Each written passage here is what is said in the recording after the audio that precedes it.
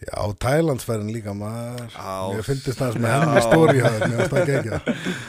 Þú og Geiri alveg hafa gaman. Já, það var ógeðslega gaman. Þá við æfðum en þá var ég nýkomin úr bölki, þú veist, það var alveg 105 kíló þá. En alveg svolítið mjúkur sko. Migræni hefði viljað vera. Svo kom ég heim alveg bara out of shape sko. Já, frá Tælandi. Já, búin að vera í 3 vikur einhverjum ferðalagi maður og þó við erum ekki að drekka sko, drekkum hvorir. En að vera að borða, þó við erum ekki bara endilega óholt, þú veist, það var einhvern veginn hreyfingin og hittin og ég kom bara heim leit út bara eins og pulsa sko. Búin að keyra niður locals líka og... Já maður, tjokko, keyra. Það er hellu saga sko, málið er, það er nefnilega öfug umferð.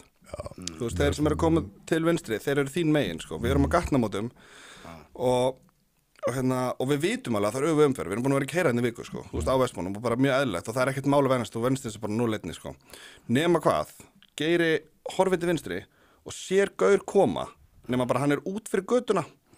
Þannig að þú veist, það er alltaf svona hvít lína skilur og hann er bara út fyrir götuna í Tælandi, það er bara, þú veist, við hraðbrautina, það er bara veitingastæðir allstaðar og hús, skilur, það fólk býr ekkert inn í einu hverfi, þau búa bara hvar býr, bara hraðbraut 64, skilur, þau eru bara þar. Allavega, gaurinn er að koma bara þeim megin, öfugt, þannig að hann er að koma móti umfyrir og Geiri lítur og bara, ok, það er bara einn gaur að koma, það er svolítið í hann, ég get farið. Þannig að hann botnar og ætlar yfir götuna og hann er að fara til hægri, þannig að umferðin er að koma þaðan. Vinstri umferðin er bara að koma. Þannig að hann bara keyrir út í götuna, bombað á hann, bara önnur vespa, kona aftan á henni, vespunni, þau eru bæði hjálmlaus, við vorum hjálm, en kona aftan á kallinn hennar, hann var að keyra, dundrar á að keyra, stoppar í staðinu, hún fyrir hellastökk yfir, bara alveg frontflip og lendir á löppinni, liggur hann eitthvað, þú veist, og svo var þetta bara hellað, þetta er bara, við erum bara í Tælandi, á hlýrabólnum, þú veist, 11 kvöld, við tveir, Geiri bara allir í blóði, hann datt ekki, hann skildist þessi standandi. Báði líka alveg flúraðar og Geiri hávaxinn og... Það var skuggalegi gaurar maður og þau eitthvað, gallin eitthvað brjálaðum og umferðin eitthvað, engin pæld í þessu, umferðin heldur bara áfram, sko, Tæland. Drullu saman eitthvað. Og hún var ekkert að standa upp, sko.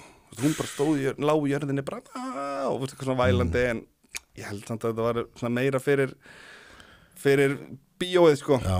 Og allavega, svo fórum við, þú veist, löggan kom sjúkrabíll og eitthvað og búðum hana og þú veist, það var ekkert aðeins, hún var ekki fótbrotinn eða neitt.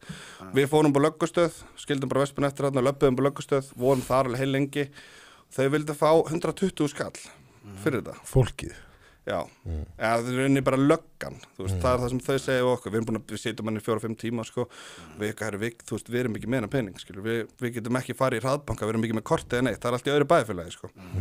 Og þeir eitthvað, ok, við þurfum bara að treysta að þið komið á morgun. Við eitthvað, ok, svo fórum við heima. Þeir treystu því samt? Þeir? Já, þeir sögðu sko, tóku mynd af vegabrún okkar sem var í símanum. Þeir sögðu annarkvort þarf einn ykkar að vera einn í klefa yfir nóttina eða þeir sínu okkur vegabref og þeir sögðu, ef þið komið ekki á morgun, þá lokuðu vegabrefinu. Já, komist þið bara ekki á landi. Já, þeir voru náttúrulega með númer af því, þeir voru búin að sjá það mynd. Þannig að við veitum ekkert hvort að það hefði gengið, en við allavega tókum ekki sénsinn sko.